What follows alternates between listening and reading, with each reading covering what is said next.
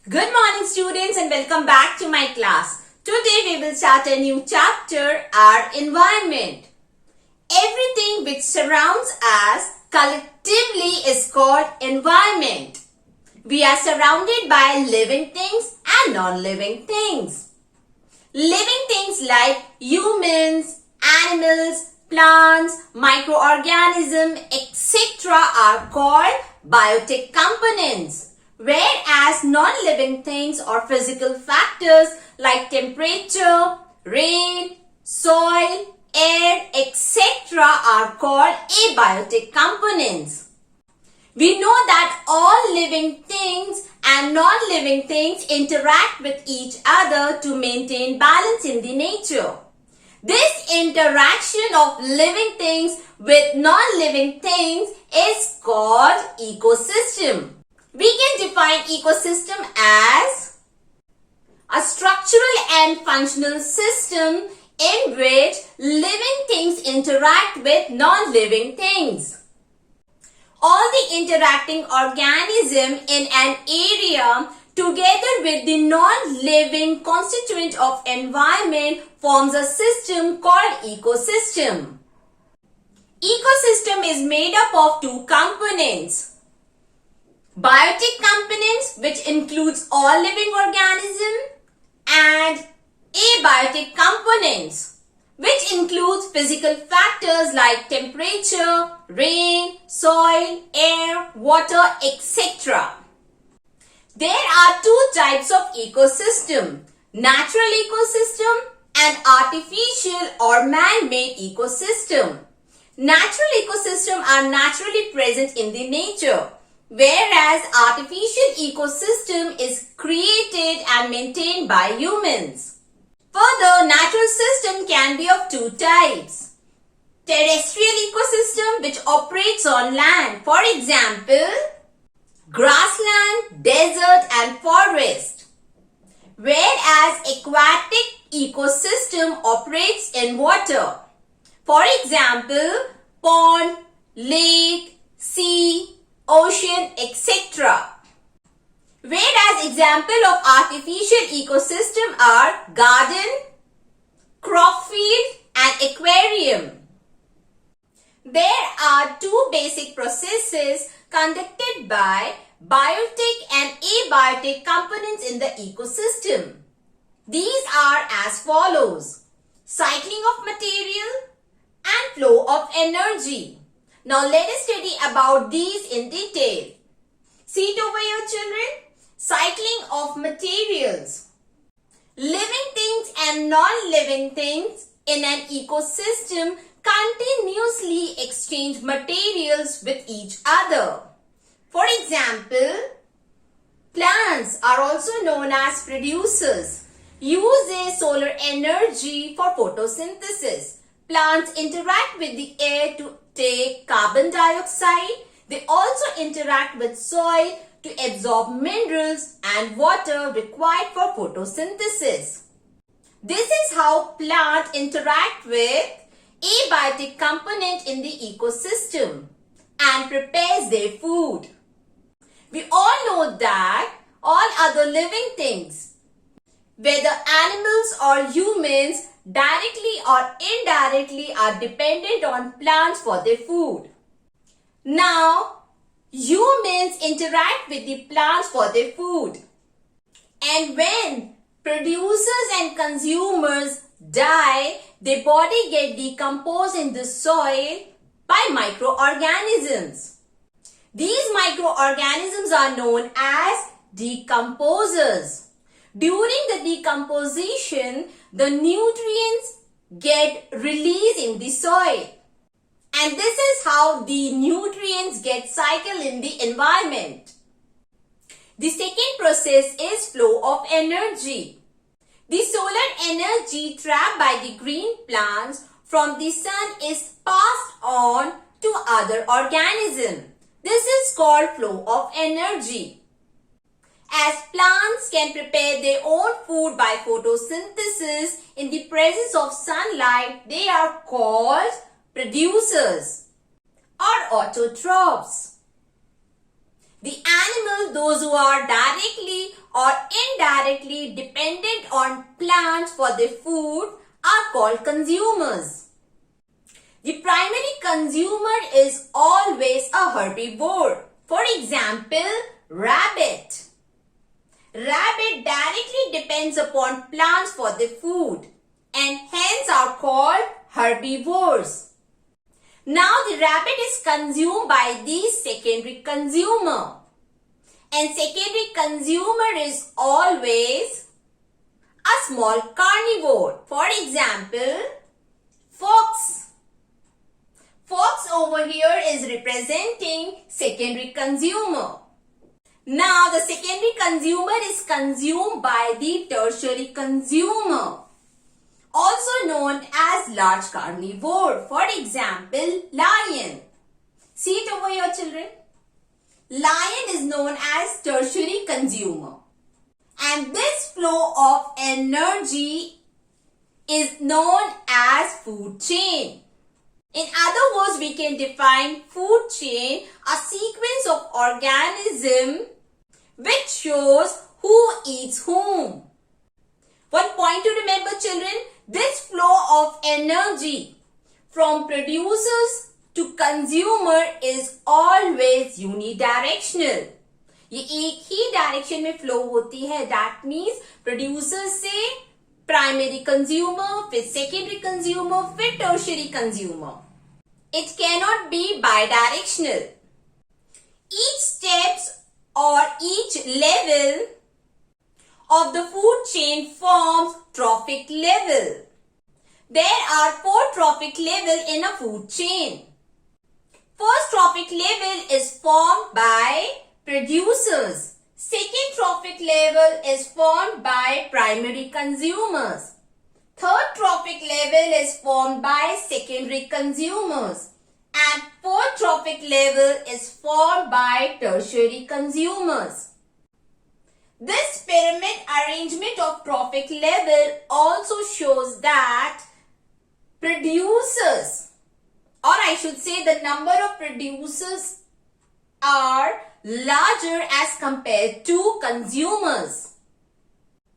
So children, by these two processes, it is clear that ecosystem is a self-sustaining system or is capable of independent existence.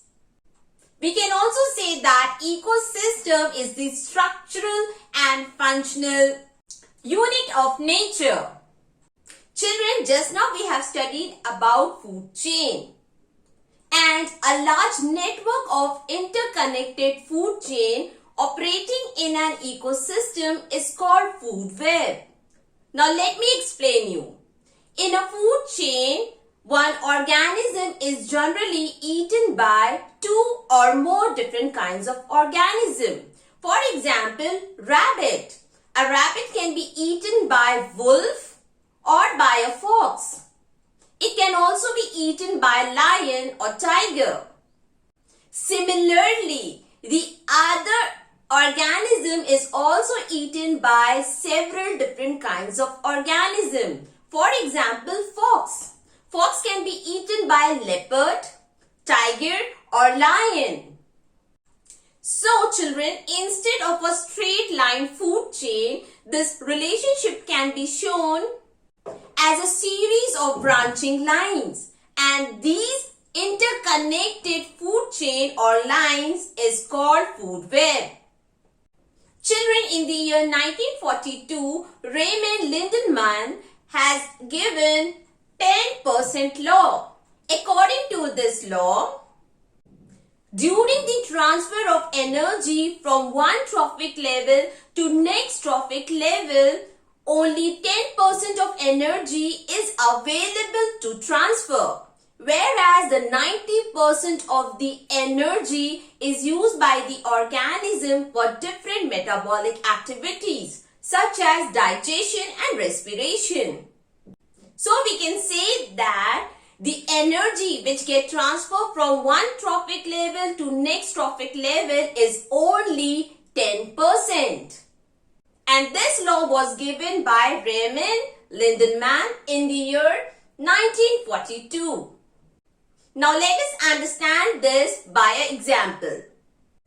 We all know that plants use solar energy for photosynthesis. So suppose plant is absorbing 1% solar energy from the sun. And how much of energy does the sun is producing over here? 10,000 joules. So what will be the 1% of 10,000 joule? It will be 100. So we can say that plant is absorbing 1% of solar energy for photosynthesis. And 1% of 10,000 joule is 100 joules. So in first trophic level, 100 joules energy is available as food in plant, which will be now transferred to the next trophic level. But actually what happens, beta? 100 joules are not transferred to the next trophic level. Only the 10% of 100 joule is transferred to the next trophic level, because 90% of the energy is used by the plant for its own growth and development. And some amount of energy is also lost in the environment while transferring the energy from one trophic level to next trophic level. So what will be the 10% of 100 joule? 10% of 100 joule energy will be 10 joules. That means how much of energy is transferred to first to second trophic level?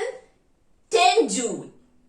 Now in the second trophic level, which is formed by herbivores, are having only 10 joules of energy to transfer to the next trophic level. Here also herbivores will going to use 90% of this energy for their metabolic activity. And only 10% of energy will be transferred from second trophic level to third trophic level. Now let us calculate 10% of 10 joule. 10% of 10 joule energy is 1 joule. That means third trophic level, which is formed by small carnivores, will have only 1 joule of energy as food for the next trophic level. So again, out of this 1 joule, 90% of the energy will be used by the small carnivore or third trophic level for its own growth. And only 10% of energy will be transferred to top carnivore. So what will be the 10% of 1%? So what will be the 10% of 1 joule? 0.1 joule. That means in fourth trophic level, the amount of energy is 0.1 joule, which is the 10% of 1 joule energy. So we have seen that while transferring of energy from first trophic level to fourth trophic level, there is a drastic decline in the energy. Continuously आप देख रहे होंगे first trophic level से fourth trophic level तक जैसे ही flow of energy होती है तो जो एनर्जी होती है वो कंटिन्यूसली क्या होती जाती है बेटा, कम होती जाती है. क्यों? क्योंकि सिर्फ एक ट्रॉफिक लेवल से नेक्स्ट ट्रॉफिक लेवल तक 10% एनर्जी ही ट्रांसफर होती है और जो 90% होती है वो ऑर्गेनिज्म अपनी ग्रोथ और डेवलपमेंट के लिए यूज कर लेता है. तो ये 10% ही एनर्जी ट्रांसफर होती है. This is the reason why जब ये energy flow fourth trophic level तक आता है तो कितना रह जाता है? Only 0.1 joule. So we can say that a very little or no energy is left in the fourth trophic level to transfer the energy to next trophic level. This is the reason why food chain has only 4 trophic level. ये question बहुत आता है कि why a food chain has 4 trophic level? Why not it can have 6 trophic level, 7 trophic level? Why? The reason is simple. Very little energy or no energy is left in fourth trophic level to get transferred to the next trophic level. This is the reason why food chain has only 4 trophic level, or I should say maximum 4 trophic level. That's all for today, children. We will be continuing this chapter in our next class. Till then, take care. Bye-bye.